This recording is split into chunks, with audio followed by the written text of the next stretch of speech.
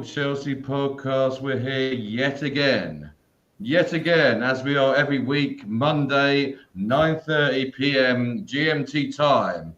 And here we come with another update on Chelsea. Well, there's not much to be talking about, is there? We actually haven't played a game this week, which is, God, what a relief that is, because we ended the last break on a bit of a Titanic break. However, there was a international break. There was another load of injuries. Tim, how did you see the last week in terms of the internationals?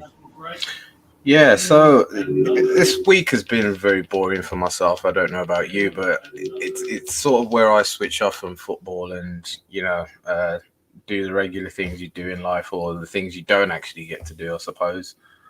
So it's more about just I suppose reflecting on what we can do in the games going forward, looking at the international games and keeping up with little football things, but as well as normal life. I don't know about you, Charlie. Well, yeah, exactly the same. But one thing that I did notice in the last week is obviously we're walking into a game against Bournemouth this weekend, which is huge in my opinion because God, the start of the season has been a bit of a very common to last season. But we've had another injury. Mudryk Yeah. got injured, and we were talking about this midweek. We've got a huge injury table yet again, as we did last season. And this it looks like a reflection, exactly the same as what happened last season. Do you think we're moving in the right direction? You know? It's a hard thing to say. I think we're actually moving in the sort of wrong direction. I don't know if you agree, but it's after last season. I suppose it's hard to look at anything in a positive light. Every game we went into was pretty much you thought we'd lose or draw or something bad would happen, injuries, all sorts, and it's kind of after that Liverpool game, everyone was high in spirits, high in confidence. Everyone thought, okay, we have a good chance here of doing something.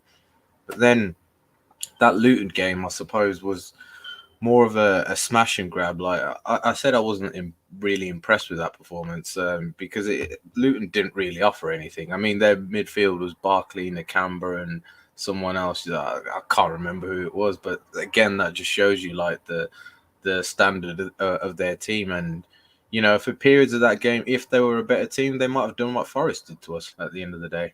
But the problem is that they're just not that good, I suppose. And it gave us maybe that false sense of, we can carry on beating these smaller teams. But as we saw with Forest, they came with a bit of fire. And, as soon as they got that first goal, it was really, I don't know, the same old from last season. You remember the games against Southampton, Villa, it just looked exactly the same as that. And I don't know if you agree, but yeah. Well, I mean, my opinion is that the next, few games that we're walking into are absolutely huge. We're walking into a few games that are absolutely huge, which will dictate our season. Yes, of course. The first game of the season, Liverpool at home. I mean, I was the first one who had a bit of a spring in my step, if you like, after on the Monday, running into work, and all that, but you can argue that West Ham was a blip, but there's certainly patterns that are emerging again, unfortunately. And remember in June when the fixture list was released, we said that the first 10, 12, 15 games, these were the games that we should have got the 3 points guaranteed in the bank. We're walking into something, and obviously that's very concerning. Are you concerned about Pochettino? I am, to be honest. I think the main thing is this insistence on Chilwell to play him at left wing. I don't know how much longer it can last. That left hand side just looks so neglected. We attack with one side pretty much, and the other side is sort of used as a defensive side. You know, it's like you punch with your right hand, but you're completely blocking with your left hand. You know, everyone's going to know which side you're coming from, sort of thing. So I think it's the element of surprise that you need in football sometimes. You see it a lot with City or even other teams where they'll switch wings for 10, 20 minutes, whatever, where I don't know, it'll be whoever, Foden and Bernardo Silva or whoever's playing on the wings. They'll sometimes switch sides just to give the element of surprise. Or Liverpool, as they do, they switch the ball quickly so they don't give you time to sort of rest and reset. But with us, you know exactly where we're coming from.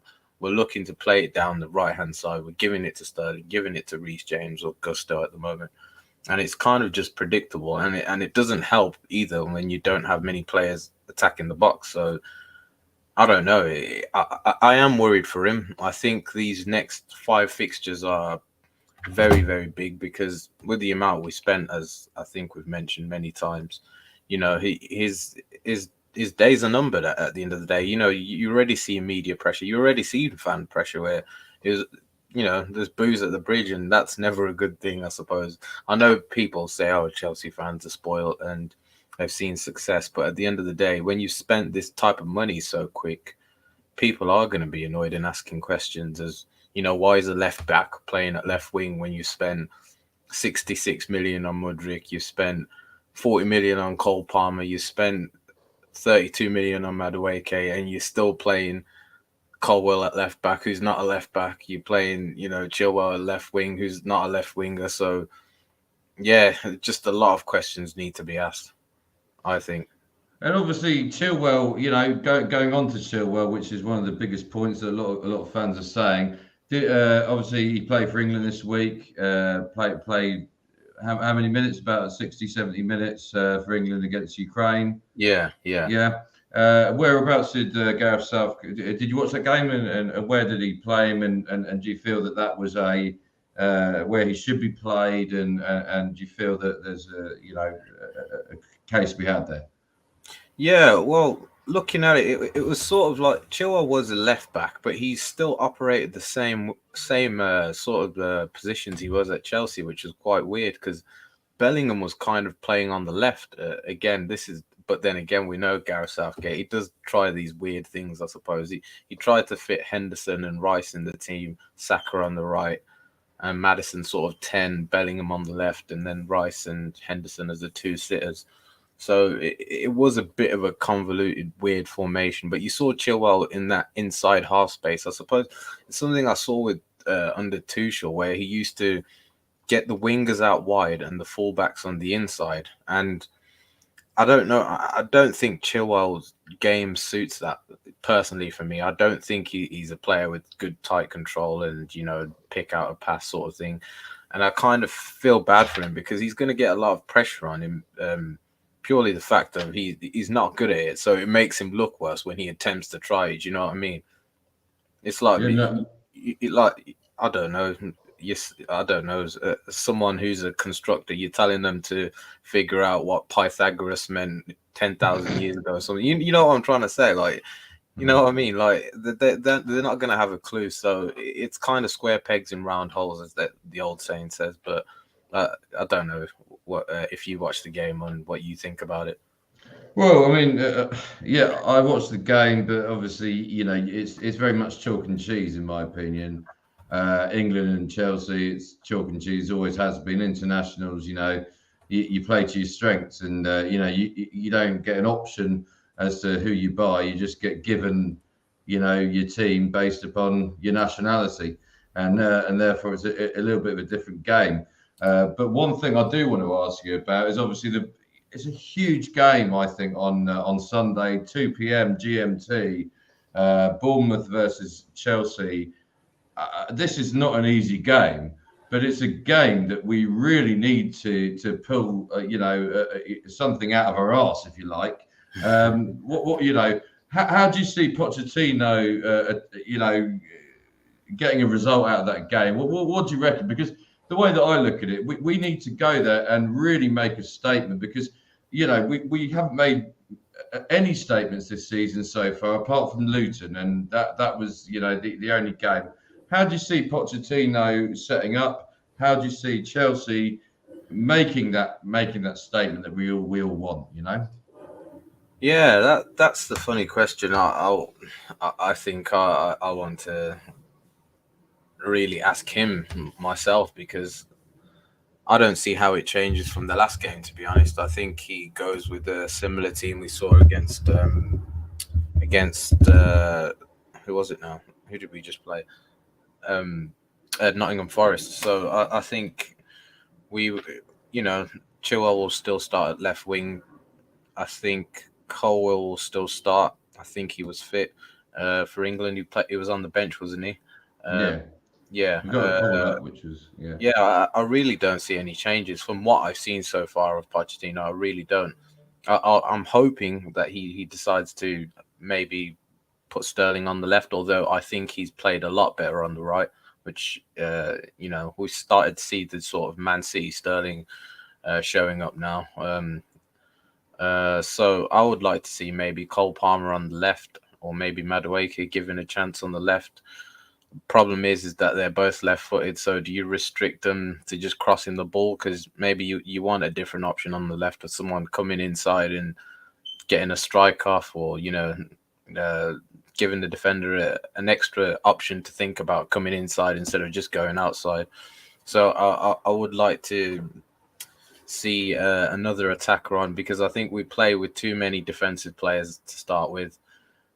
Chelsea sort of need to start on the front foot. I think they're a team that needs to score first. I don't think they're a team that really can break down defenses, and it's something that I don't think Pochettino's ever really been good at any team he's been at. It's something he's struggled with. Any sort of tight defense teams, he's not had the best of luck, should I say, or his strong suit. So it's imperative, like I say, for us to get the first goal and just impose ourselves on them, show that we are Chelsea. We're not to be messed around with. And I don't know if that's down to chemistry. I don't know if that's down to team selection, but I think it's a bit of both, but mainly team selection. So, yeah, I don't know what you think. Well, it's funny you say that, because we're having a very similar conversation last night. And,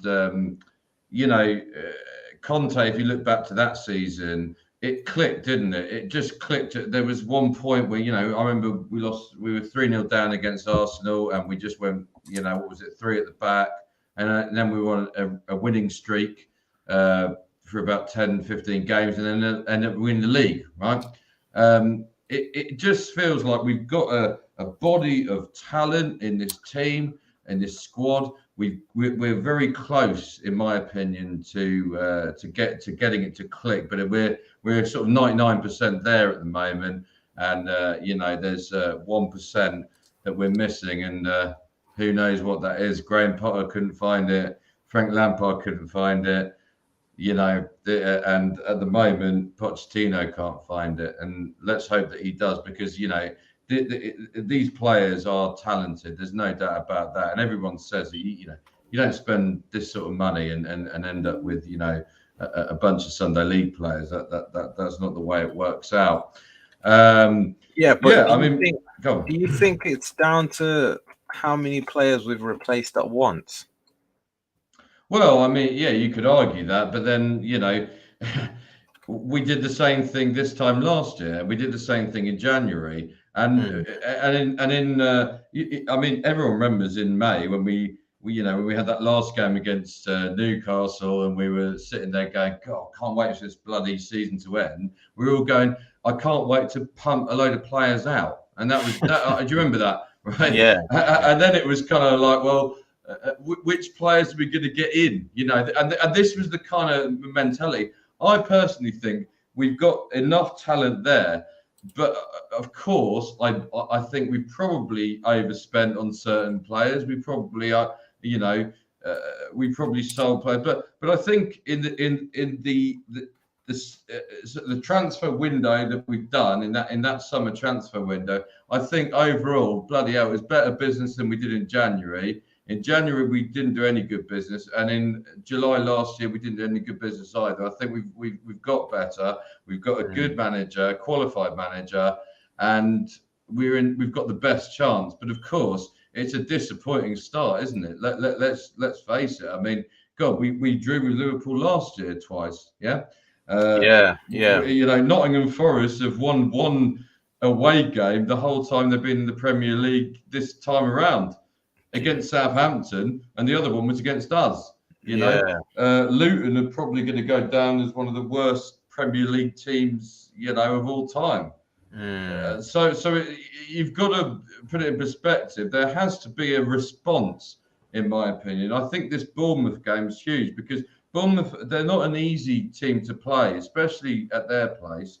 And I think that, I'm hoping to go down there, but I really do think that's a really tough game, but it's a statement game. And then obviously Villa at home, that's another statement game.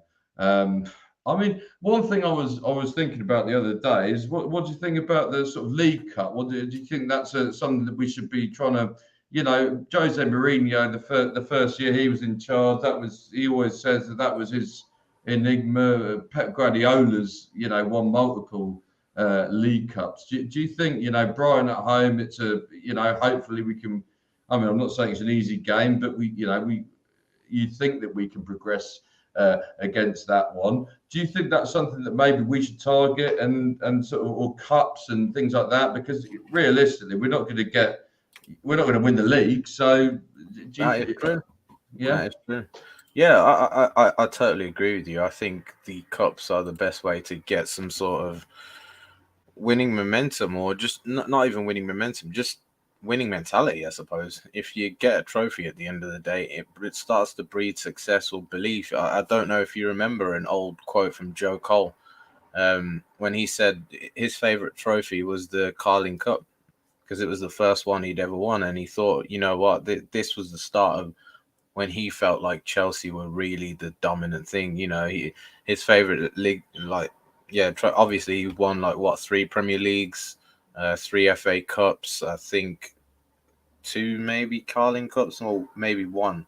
I think he left at the end of 2010, so it might have been 1 Carling Cup, 3 Premier Leagues. Anyway, he got to a Champions League final, unfortunately lost, but he's a decorated player. But at the end of the day, he said the first trophy was the best one, and it's sort of like a Kickstarter to think, yeah, we can actually do this, and it's something that I think our players need at the end of the day, because you saw, I don't know if you saw the reports, whether they're fake or not. I would be feeling the same. Did you see the Enzo Fernandez report? No, you tell me. Okay, so there was a report, I think it's from an Argentinian or Spain source, said that he's really frustrated with Chelsea so far, and he's already thinking about an exit because he doesn't see this team as an ambitious team who's going to do anything. And to be honest, if I was him, thinking of the World Cup he had and the position he's come from, why would you think of staying at Chelsea for the long term, apart from the fact that you have an 8-year contract? I would be looking at elsewhere at the end of this season if we didn't look like we're going anywhere, because we've spent all this money now. I don't think the spending is going to continue. I think it's going to more slow down now.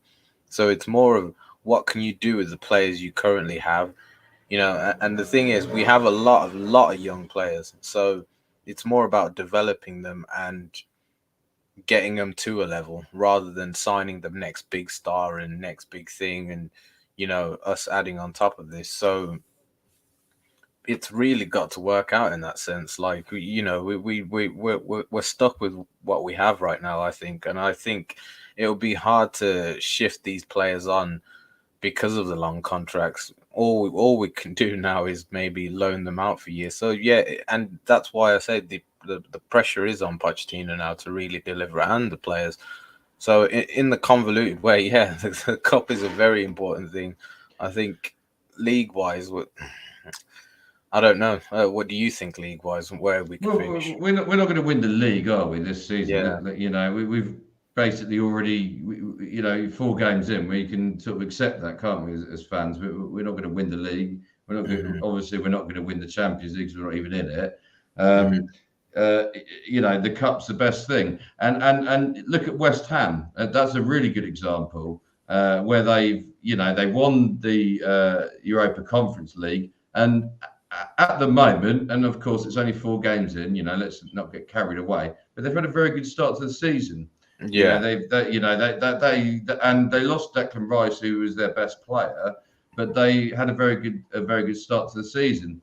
If you go back in time, and some of our viewers will might not know this, but at Chelsea as a football club, we were always a cup team. If you go back in time, we had we've always been that way. We got to the FA Cup final in 1994. We lost humiliatingly to Manchester United in the rain, 4-0. But in 1997, we won the cup, and then we won on a bit of a roll. We won the League Cup in '98. The FA Cup again in 2000 and so on. So as a club, because we punched a bit higher than we did. We used the cups as our way of pressing forward. Are West Ham going to win the league? Are they going to get in the Champions League? No way. It's not going to happen, is it? Let's face it. But the spirit around West Ham at the moment is big, isn't it? Those guys, that the fans are buzzing, the players want to play for them, and they punch above their weight. That's the key. They punch above their weight. The problem that we have, bloody hell, we punch below our weight at the moment. I mean, we really do. Yeah. And Man United, obviously, they won the trophy last season. The League Cup. And everybody thought they would press on. They haven't, but I do believe that that's a trophy we should aim to be doing. And I think Pochettino, I did read something that Pochettino took a bite out of Jose Mourinho. Jose Mourinho always had that in his head, that the Carling Cup can bring you on to something else. And I'm pretty sure, and I might be wrong, forgive me if I am, but I think Pochettino, unfortunately, won the Carling Cup against us at some point. So that's the game. But anyway, moving forward, I digress. Transfer news. Tim, anything clicking? No. At the moment, I think the only links are for another striker, Ivan Toney. Like I say, but I'd like to see with some of the players we have right now, and I think it's time to sort of move on to what I wanted to talk about as well with Mykhailo Mudryk. Shall we give him time or not? Well, I don't think we've got an option, have we? Huh? I don't think we've got an option where, if you sign up to 7-year contracts, I don't think you've got an option to give him time. But it's so far it has been not a great start. But there is something about him, and I want him to do well. What do you reckon, Tim? Yeah, a bit of a strange one. I think again he's one of those players that just doesn't look like he would ever do well at Chelsea. I don't know what it is, but I always get this feeling with some certain players when they come in the club, they just don't look right, and he's another one of them. I can never see him being a good player at Chelsea. It's one of those things where I think we all hope and know. You see some sort of talent in there, and you just know Chelsea. I don't think it's the type of club that will give you time to mess up and sort of develop your game. I think maybe at Arsenal, if he had been an understudy to Martinelli and come off the bench the way Trossard is, I think if they'd both made the opposite moves, it would have probably benefited both clubs. If Trossard had come here and Mudryk had gone there, I think that would have made more sense because they're a stable team. They would have gave him minutes off the bench and, in the cups and whatnot. Maybe the Europa League they were in last year, I believe. Yeah, they were. So that's where he could have got his game time. But I think he really needs to work on his actual football game himself. I saw the game against England. He had like 8 or 9 touches in a half. And I'm just thinking he often doesn't get involved in the game as much as he should because, you see the talent when he came on against Liverpool. You know, he was fast, direct, had good link-up play. And ever since then, and you know what, he hadn't played football for a couple of months because of the war and the end of the season and stuff. So it's kind of weird. Like, he just looks so off it, like so off it. And then with his current recent injury, it's a shame, because if you're being benched by a left back who's not even a left winger at the end of the day, what does that say about what you're doing in training? Great point. Well, what does that say about? It's a great point, and it's the curse of Chelsea. I always call it the curse of Chelsea, is the fact that the best we've seen of Mudryk is his debut, you know. And how many players can we look at that we've bought over the last, 6, 12, 18 months, and we've had exactly the same experience, and you have to question that. You've got to question that. If you don't, you're an idiot, in my opinion. There've been plenty of play, even Jackson now, who started quite well. It just looks like it's slipping. The standards have started slipping, and you have to question it. I mean, Yeah, do you see the correlation that I'm trying to make, or is that in my head? Am I some conspiracy theorist? I think you're onto something, but I think it's more as a team was slipping off. I think obviously the more games you play, the more you get found out. I think at the top level or any level of football, it's how well you can do the repetitive things at a high level, if you know what I mean. Everyone's got their own attributes. Everyone's got their weak points and strong points. It's like Man City. You know they're going to pass you around. You know they're going to keep the ball for 8% of the time. But how well can they do that all the time? It's the consistency that matters. And I think with Chelsea, we're consistent at keeping the ball. And we're consistent at maybe creating half chances or whatnot. But are we consistent at scoring? No, we haven't shown that. Are we consistent at creating good chances? No, we haven't shown that. So, in a way, how can you expect these players to do things when we're not consistent at what we're supposed to be doing, if you know what I mean? And I feel sorry for Jackson, because, like I say, he is a very good all-round player, but is he a finisher? Do you trust him to get you 20 goals? And do you trust anyone in this team to get you 20 goals? Well, not anymore, of course. Well, I mean, I say not anymore. He's only played 4 Premier League games, but already questions are being asked. And this is the problem. Sterling, when he joined us, the first couple of games, he was brilliant. Then he had a really bad sort of season, a really awful pre-season.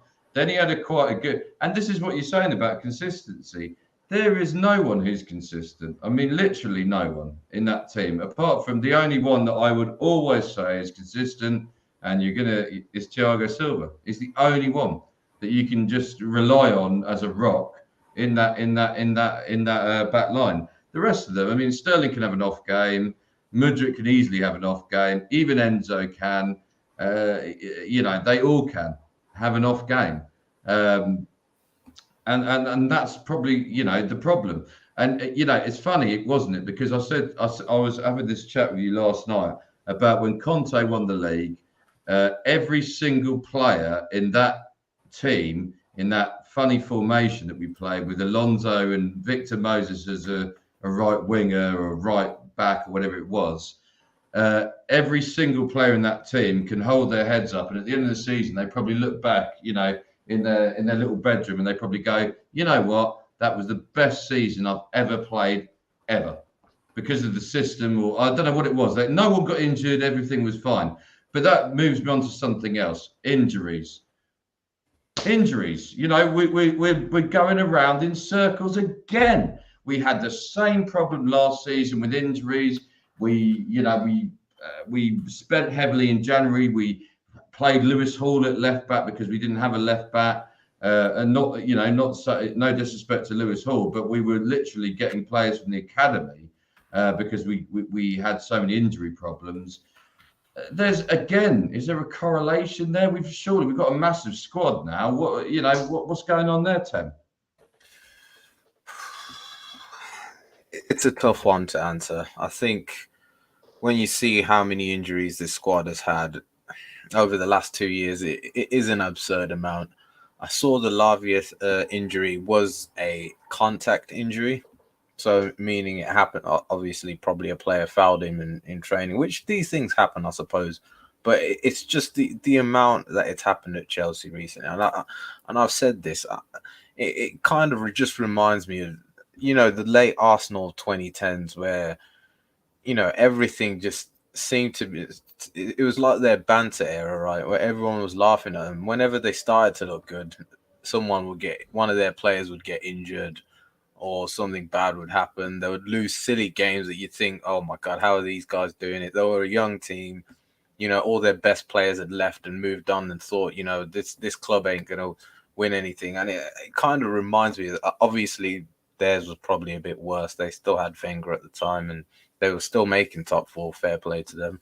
But it kind of reminds me of that, where we've just completely fallen off as a team. And you remember that Arsenal team, 04, 03, 02, where they were a serious side. And then up until, from 07 when Henry left and they had Fabregas, Nasri, Van Persie, and then they all left as well to go on to do bigger and better things. It kind of feels like that, just personally for me. I don't know if you agree, but it kind of feels like that, where we don't quite look like we're a team that can win anything. We're not the nearly team. We're not even there. We're just like we compete and then just completely fall off, if you know what I mean. We relied too heavily, in my opinion, on 3 or 4 players all the time, and that's the biggest problem. Reece James massively, Chilwell massively, and that system that we play when Chilwell and Reece James are fit, we're very competitive. Unfortunately, the problem is neither of them are bloody fit. That is literally the problem. And to get them both fit together, I mean, it may be 5 games a season, literally. I mean, I remember last season, right? And everyone said we did have a bad season, it was a terrible season, probably one of the worst seasons in my lifetime. However, do you remember Tottenham at home? I was so proud. We deserved to win that game. Harry Kane scored at the end. And the way that we played football, and not just that, Liverpool away, I thought we were very good.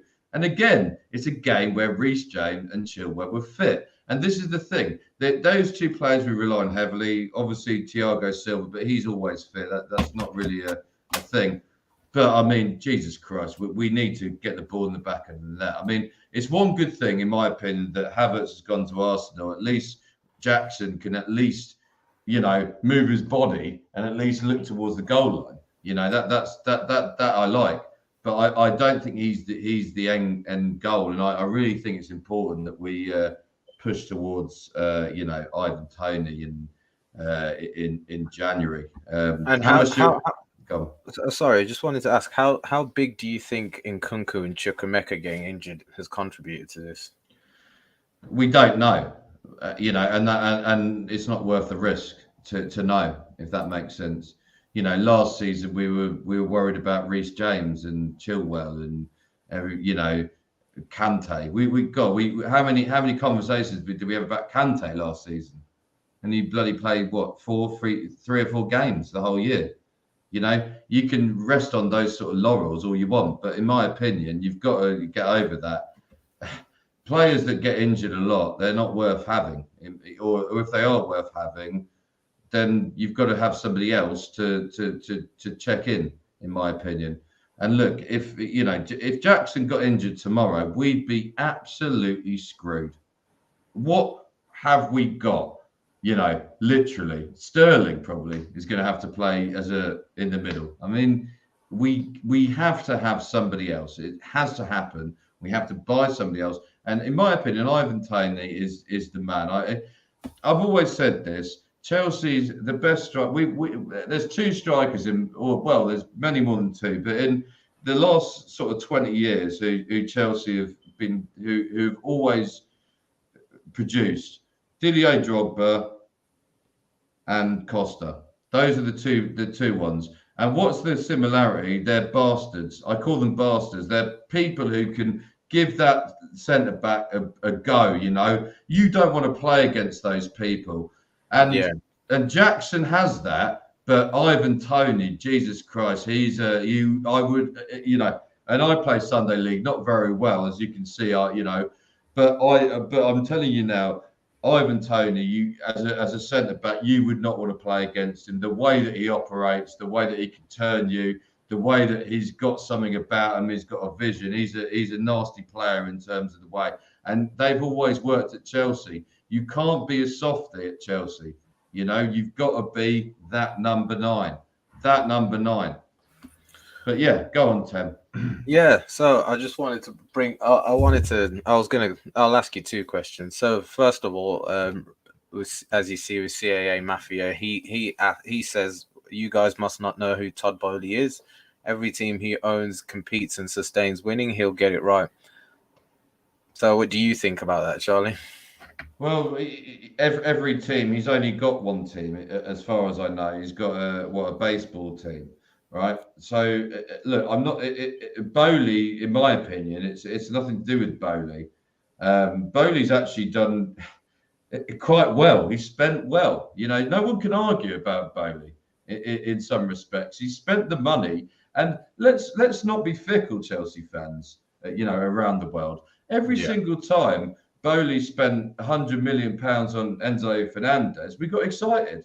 And we in Caicedo, we all got excited. So that you can't have the blame entirely on Boehly, but at the same time, that there is, it's not working at the moment, is it? So there's got to be, and the only, if you throw, 10 dice in a row and every single dice hits number 1, there's a pattern, isn't there? And the pattern at the moment is Boehly. At the moment, we've had Thomas Tuchel, Graham Potter, Frank Lampard, now Pochettino. If we're sitting in 11th, and look, I know it's only 4 games in, but we're still sitting in 11th. People forget that there's no improvement, but yet we've spent X amount of money. So there has to be a common denominator, and the common denominator at the moment is Boehly. So it's easy to throw darts at Boehly at the moment. If that makes sense. Go on. You what's your opinion on that? No, I think I most totally agree with what you're saying, to be honest. I don't think it's a thing of just blaming the manager, because at the end of the day, who employs these managers? It's not like Pochettino just said, "Oh, I'm coming in at Chelsea. It's nothing you can do about it."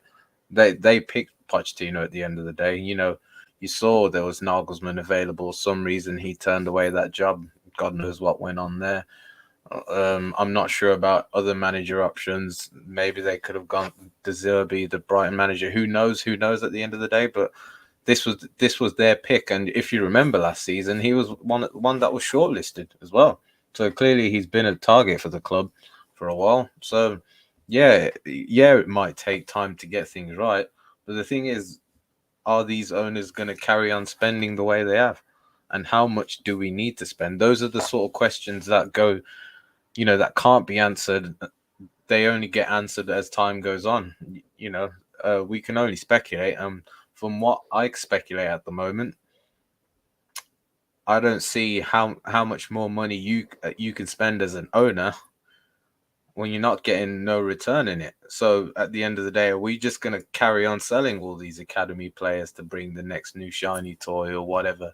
And the thing is, from what it looks like, we're signing under 25s, again, who are not experienced, who need game time. So if we're going to be out the top Champions League or whatever, competitions very early, how are they going to get this game time? How are we going to improve as a club? Yeah, and going back to that comment, by CAA Mafia, great comment. Do you think deep down that this was Boehly's plan? No way. I mean, this is if you said to him in July 2022 that he would have gone through 4 managers and he would have spent £1 billion. And yet the fans are still questioning him. and he would not have even qualified for the Champions League or even anything else. I don't think I think he would have he would think you're absolutely mental, So it wasn't the plan all along. It hasn't gone the way that it's meant to go, and everybody, of course, when you're sitting, as Chelsea fans, and I'm 33 years old. In my lifetime, we've always pretty much qualified for Europe at least, and won many a trophy. You do have to question it. You do have to question, and you do have to find you have to find the blame, don't you? Because that's how you sleep at night. You have to, you pinpoint the blame on someone. Is it the manager? Is it the players? Is it the doctors? I mean, God, we've got an injury list, longer than, it's a hell of a long, and that's another talking point. Yeah. But the point is, at what point, and the easiest one to stab is probably the owners, to be honest, just because that's the common denominator, Yeah. So moving on to the next comment. Is Mehul Dovrani has said here we've overpaid by 20 to 15% for every transfer. Correct. So what do you think on that? And if you can elaborate on which transfers particularly you're not happy with or you were happy with? I'd be honest with you. I don't think I and I don't actually think there is one transfer that I could pinpoint that Bowley's got right.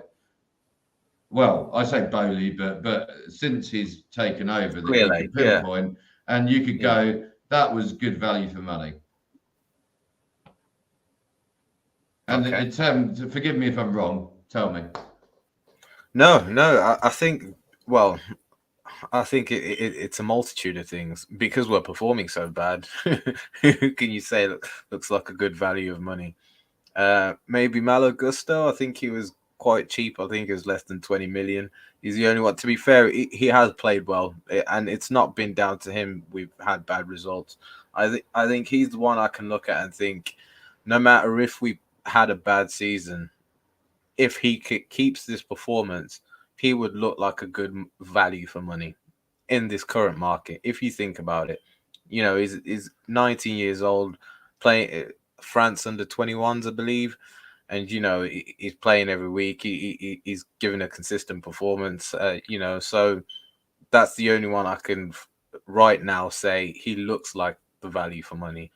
As for everyone else, because we're doing so bad, I can't pinpoint a single other transfer. Enzo, obviously, he's quality, but without the goals and the assists, his game kind of looks nullified, and that's maybe not just personally because of him, but also just how the team's performing. He can spray 10 passes, create 10 chances and whatnot, but if we're not scoring goals, that 105 million whatever doesn't look very good because of what we need in the team. I don't know if you remember if you saw what Paul Scholes said about Steven Gerrard, and it's kind of the same thing where Paul Scholes said, if you put me in that Liverpool team, there's no way I could do what Gerrard did. And, Scholes would basically not be seen in the same light if he played for that Liverpool team, because everyone would be like, oh, this Liverpool team doesn't get anywhere. It doesn't win anything because he's not got the attributes that Gerrard has, and so it's in that sense, it's the same thing. Like, our team at the moment requires goals and a good final play. So until we see that, we won't see the fruits and the best part of this team. Defensively, we've looked shocking as well, though. So that's another thing I wanted to say. Is there any defensive players you've been impressed with, or not at all? No, I mean, the only one is Thiago, isn't there? And the rest of them are just, very hit and miss, very hot and cold. But going back to Mehul's point here, that is a really good point because it plays into something else. You see, because we've overpaid for 20%, 15%, like you said, against other clubs. Basically, we've basically been forced our hand. We've had to sell players in order to balance the books that we maybe wouldn't have sold. And I don't think it was the plan. a year ago that we were going to sell Kovacic, Mason Mount, Havertz. Let's forget about that because I think that was probably a good thing, and probably Mason Mount actually looking back was a good thing, and even Kovacic. In fact, they were all pretty good sales looking back. But the point that I'm trying to make is that I don't think at the time it was always very controversial, wasn't it? Were we going to sell it? And people like Chalobah, people like Lewis Hall, people like these kind of guys, academy players, I don't think they were ever on the market, and they've been kind of forced. And Conor Gallagher's another one. I think he's kind of been forced on the market a little bit as a result of paying excess amount for players, so that's a good point. And moving on to the next one, CAA Mafia. He's new to the sport. He's got lots to learn, but all we can ask is for an ambitious owner. Exactly right. I agree with that completely. I think he means well. His heart's in the right place. But I do think there's no doubt he's made mistakes, and I do actually have a lot of respect for him as an owner that he's admitted those mistakes. But he's stuck to his guns. I don't think there's any Chelsea fans out there who have a problem with Bowley specifically, because you can't blame an owner who's put money in his pocket. Put his hand in his pocket and spent money. How can you? And there we go. What do you reckon, Tim? Yeah, I completely agree. I think we can't really complain. I think it would be wrong for us to point the finger at him. I think what we can do is just question how that money has been spent so far. It's Absolutely. I think at the moment, obviously, because things aren't going well, you're going to ask questions. You're going to look at it as sort of a scattergun approach. We've seen we're trying to buy another club in Portugal at the moment. We've bought all these young players. I don't think we quite had the perfect plan. We sent Andrey Santos on loan on deadline day in that Nottingham Forest team, and I'm sure they have like nearly 30 players registered for their first team or whatnot in their squad. So again, does he get playing time? Was that a good loan move? And he looked settled and part of our squad. Then we bought Ugochukwu, and I don't know. I don't know. There's just a bit of a messy, a messy closet in the back, if you know what I mean, like where it doesn't look quite settled. And yeah, but if you think back, Ted, when he bought the club and when he actually had, when Abramovich was sanctioned and so on, and when he actually had the ability to spend money on players, it was supermarket sweep. And the worst part about it was January, because we had that massive injury list. People forget about this. We were playing. I remember the game against Man City. We had Lewis Hall at left back. Not saying Lewis Hall. He's a great player. But the point that I'm trying to make is that we were forced into this thing. We were desperate as fans for some money spent on players. And he literally just went on the market and went, right, who's available? And just literally went with the machine gun and went like that. And that's basically what he did. This transfer window has been a lot more structured. Look, it's very hard, isn't it? We're 4 games in. We can't at the moment make any decisions on what was a good buy, what was a good sell, what was what was value for money here, there, and everywhere.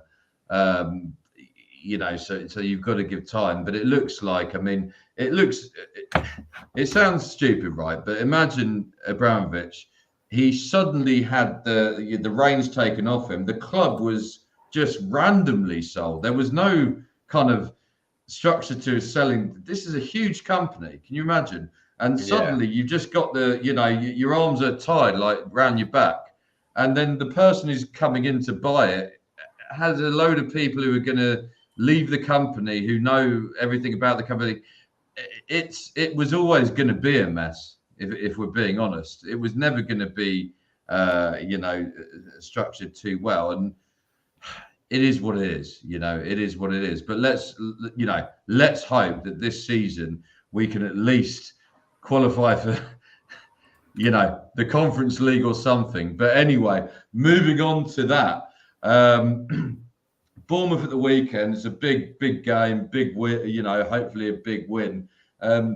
a lot of people were saying when the fixture list came out, this is the easiest fixture list. I actually read a thing that it was Man City had the easiest fixtures and we had the second easiest fixtures. So far, we've won one, we've lost two, and we've drawn one. It's not the greatest starts of the season. How important do you think it is that we, penetrate Bournemouth, Aston Villa, these kind of teams that we're coming up against? Because there's a hell of an awful run of games in November and December that I've looked at. What do you reckon? Yeah, this is the asking question. I think we've just got to see, I suppose. I think our next 5 fixtures are as goes. I think we've got Bournemouth away, Villa at home, Brighton at home in the Cup, Fulham away, and Burnley away. Before then, our next real big test, because after that, we have game over, isn't it? Yeah, Arsenal at home, Brentford at home, Spurs away, Man City at home, Newcastle away, Brighton at home, Man United away. So, I don't know about you, but we definitely need to get maximum points in the next 4 or 5 fixtures. And if I'm honest, personally, Charlie, I think we'll get a draw at Bournemouth. Villa at home could be a potential loss, to be honest, with the way we're playing. Yeah. And the way they're playing. I know Villa. I know speak to Villa fans all the time, but they've got injuries. But even they're confident against us, which I don't like at all, obviously. But even they think that a lot of them think we will finish 8th, 9th, not even the top 8. A lot of them think that one of our players is going to be flop of the season. We're going to be the flop team of the season as well. So, how do we approach those games, and what do you think we can do to win those games? If you were Pochettino right now, it's a weird one, isn't it? Because Bournemouth away, in my opinion, it's not exactly a statement win, is it? Even if we win 1-0, 2-0, unless we win by a hell of a lot of goals, it's not a statement win. I think the crunch game is that Villa at home. I think if we don't get a good result against Bournemouth at the weekend, and we go into that Villa game, God, I mean that is a tough game, and at home as well. We've had a terrible record at Stamford Bridge, in the last 12 months against teams that we expected to beat. It's crazy, but yeah, I mean, I predict. I think Bournemouth. Look, I'm going to Bournemouth. Hopefully, if one of my mates gets me a ticket. So I'm gonna, happy-go-lucky Charlie. I'm going for a 2-0 win. And that's me. Villa at home, Christ, could be anything. I reckon a 1-1 draw there. But there was something that happened this week, even though there was no Premier League football. There was a Legends game, and Tim will tell you all about that now because I didn't catch it. Right, so obviously at Stamford Bridge for Gianluca Vialli's passing, there was a Legends game on. I think the first sort of even Legends sort of old sort of players game we've seen since Zola's testimonial at Stamford Bridge. That was what, 2003? Yeah. Yeah, I remember that. Yeah. So again, a long time. I think it's very long been overdue, and a bit of a surprise to why they haven't had anything like this for a long while. I'm not quite sure why the answer is that. I suppose the owners or previous owners would have given you more of an answer on that, but I think it would have been a good way to bring extra money to the club, especially over the years with how many players we've had go in and out of this club. I think it definitely would have been a bit of a benefit. But anyway, in regards to the Legends game, it was just good to see all these old players back. And, some of them, you kind of forgot how good they were, because back in those days, obviously, it was more about being a footballer before an athlete. It was how good were you on the ball. I think these days, with the academy kids and sort of that stuff, it's also being an athlete before a footballer, and then the football technique maybe follows you along. But yeah, seeing the old boys, seeing John Terry, Cahill, they still look like they could play today. To be honest, they Thiago Silva and John Terry at the back today. I wouldn't mind seeing that. But yeah, again, the Michael Essien still he still looks like he could play today. Honestly, so fit. Solomon Kalou is still being Solomon Kalou doing Solomon Kalou things. But yeah, it was just great to see. So you saw I don't know if you saw John Terry scored in the 26th minute, exactly the 26th minute. I didn't see it. Was it a bullet header exactly. or a super volley?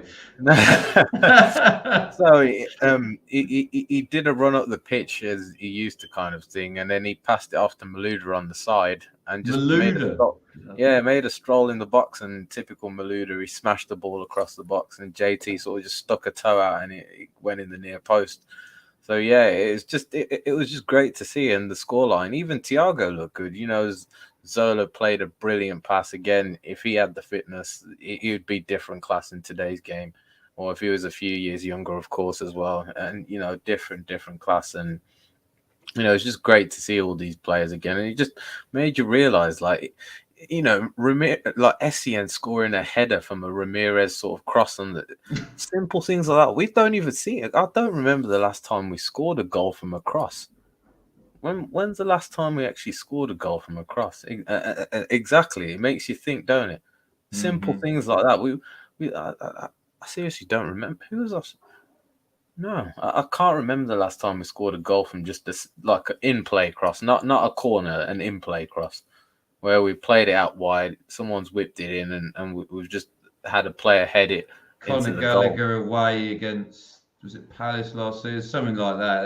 I remember Gallagher. It was against Bournemouth, actually, funny enough. Yeah, it was. Oh, yeah, you're right. Yeah, probably that one. But funnily enough, who did we play? It was Bayern Munich, wasn't it, in the Legends game? And was Drogba playing? No, Drogba didn't play. I would have loved to see him or Lampard because, again, I think Frank maybe he may have taken a back step at the time when the Legend Games was announced or whatever, due to him potentially looking at a manager's job or whatever. And and it was interesting actually because the night before, John Terry mentioned something about Mason Mount, where he said, Mason Mount was Chelsea through and through. Please don't boo him when he comes back to the bridge. And a lot of people don't know what actually happened between him and the club. So yeah, take it easy on him, give him a warm reception sort of thing. So what do you think of those comments? Well, I've heard about that. I mean, obviously, I'll be there at Stamford Bridge and probably at Old Trafford when we play against Mason Mount. But Mason Mount or Man United?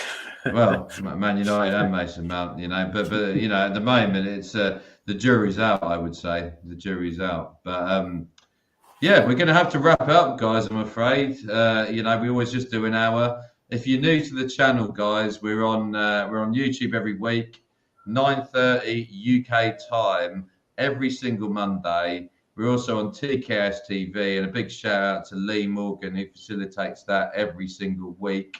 We normally have another person with us, Tom Fraser, who is absent today, but he'll be back next week. And if you enjoyed our little content today, our little chat, and you love Chelsea, do subscribe, give us a like, and we'll see you next week. Up the Chelsea. Let's hope next week we beat Bournemouth and we're climbing up the table. Yeah. See you next week. See you later.